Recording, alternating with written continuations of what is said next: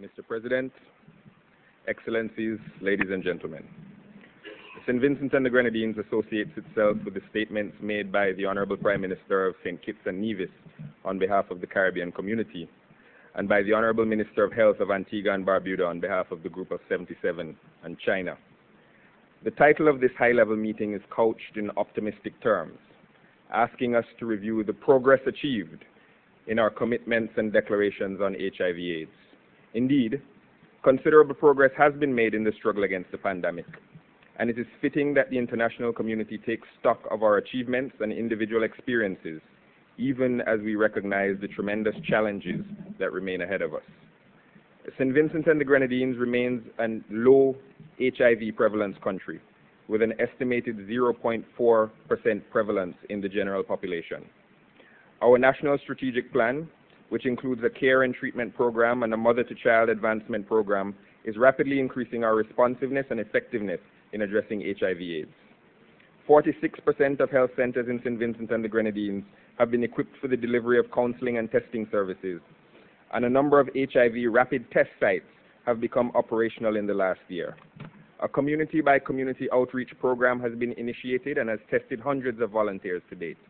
A human rights desk has been established to field complaints of HIV-based stigma and discrimination, and government ministries beyond health, including the ministries of youth, tourism, education, and social development, are now involved in a multi-sectoral strategy and action plan to address HIV/AIDS.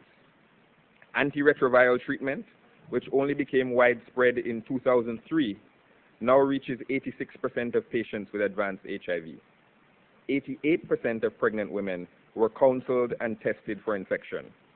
Even more encouraging is the fact that 100% of infected children under age 15 are receiving treatment, and 100% of public schools currently provide life skills-based HIV education, a quadrupling of the number from 2005. Nonetheless, despite the progress achieved, there are clearly no grounds for complacency, even in states with low HIV prevalence. The data paints a picture of a glass half empty, with preventable and treatable new infections still causing death in every corner of the globe. St. Vincent and the Grenadines is part of a global trend in the feminization of the pandemic, and we are rapidly approaching a 1-to-1 male-to-female ratio of new infections. The spread of HIV in our country, which accelerated 12 years ago and reached its height in 2004, is still hovering near peak levels. St. Vincent and the Grenadines' survival rate remains unacceptably low.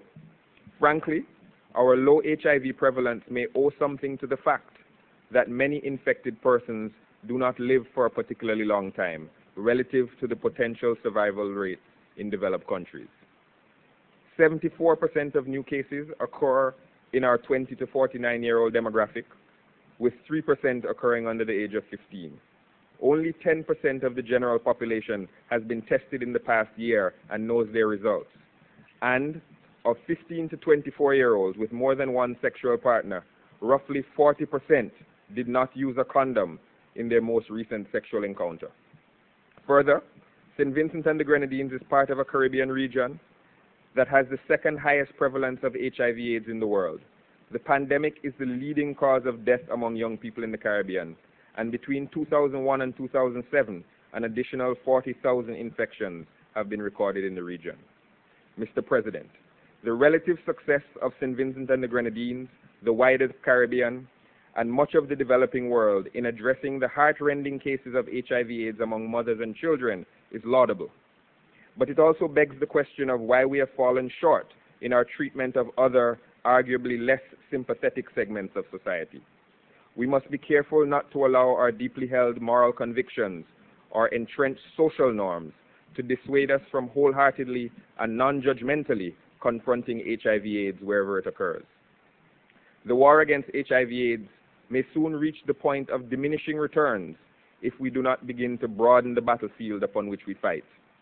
It is certainly not an innovative insight to note that the places in which AIDS care is weakest are the places where general health care is weakest, or that the places where HIV/AIDS education is poorest are the places where general education is inadequate. We cannot hope for ultimate success by jerry-rigging sophisticated HIV/AIDS testing, treatment, and education onto under-equipped, underfunded, and overmatched national healthcare systems. The war against HIV/AIDS cannot succeed until the pandemic is addressed holistically within the context of pre-existing national requirements. Mr. President, in President Karim's statements at the beginning of this high-level meeting, he correctly identified HIV/AIDS as a development emergency with cross-cutting implications. Speakers over the last 3 days have highlighted the security, gender, political, economic, human rights, public health dimensions of the pandemic.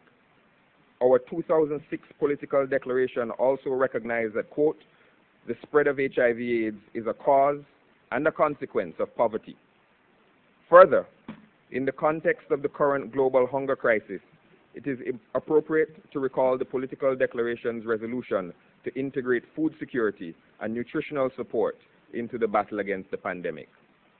In light of the many-sided plan of attack against HIV/AIDS, St. Vincent and the Grenadines calls for recommitment in 3 broad areas if we are to consolidate our progress and turn the tide on this human catastrophe. First, it is critical that we increase global funding for HIV/AIDS well beyond current levels and without bureaucratic income preconditions that cost lives unnecessarily. Second, we must strive to achieve further reductions in the cost of testing, care, and treatment of those infected by HIV/AIDS, from the price of laboratory supplies to the cost of second-level antiretroviral drugs, whose expense remains an unacceptable barrier to long-term survival. In this regard, we strongly endorse the calls made by other states to fully capitalize on the flexibilities within TRIPS for public health purposes. Third, we call again for increases in the official development assistance up to and beyond the off-cited 0.7% of GNP, particularly in the areas of health infrastructure, education, and poverty alleviation. The long unfulfilled ODA promises remain a significant blot on the credibility of the developed world and belie much of the commitments and declarations emanating from this august body.